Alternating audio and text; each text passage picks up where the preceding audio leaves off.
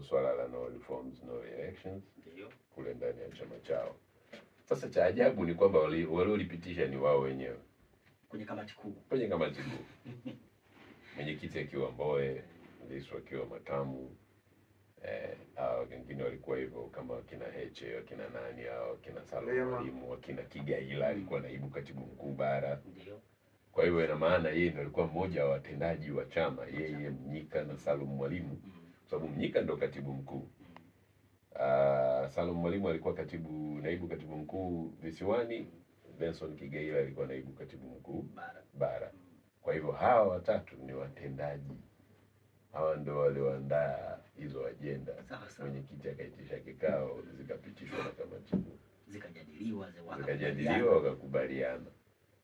Uongozi ulipobadilika, ghafla hawataki tena yale walioyakubali, walioyapitisha wao. Watu wao wenyewe ndio waliopitisha hiyo. Sasa hivi kwa nini? Wewe unaona ukiwasikiliza wengine wanakuambia sijui hatakuwa na maana hiyo au sijui kwa nini. Yaani kuna maneno mengi maana sasa basi ndio mtoke mueleze kwamba maana yetu ilikuwa ni hii. Umeona sasa, lakini wanasema bado kuna ubaguzi huo ndani ya chama, sijui sasa waheshimiwi, sijui vitu gani. Kuna mambo mengi sana, mengi.